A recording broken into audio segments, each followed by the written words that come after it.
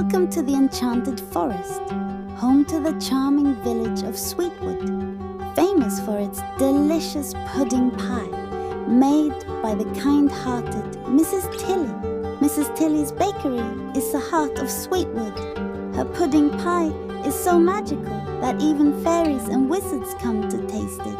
Meet Felix, the curious fox.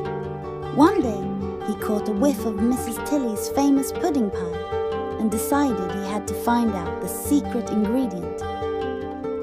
Felix disguised himself as a lost squirrel to sneak into Mrs. Tilly's bakery. Mrs. Tilly welcomes the squirrel and prepares a snack. Felix's eyes are on the recipe book on a shelf.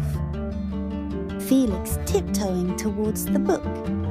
Mrs. Tilly turns around smiling and explained that the secret ingredient was a family secret. Felix helping in the bakery, asking questions and learning about baking was love and care, then secrets. He then finds a wounded bird in the forest. Felix the fox took the wounded bird to Mrs. Tilly bakery. Mrs. Tilly caring for the bird, feeding it, and Felix watching with admiration. Mrs. Tilly's kindness towards the bird showed Felix that true magic lies in helping others and being honest. Felix happily assisting in the bakery, delivering ingredients and celebrating with the villagers. One day, Sweetwood announced the Grand Harvest Festival. Villagers putting up posters and decorating the village square with colourful banners and lights. Mrs. Tilly and Felix decided to make an extra large pudding pie for the festival, something that would wow everyone. Felix noticed a shadowy figure lurking around the bakery. He decided to stay sharp and keep an eye on things. The festival day arrived, and Sweetwood was buzzing with excitement.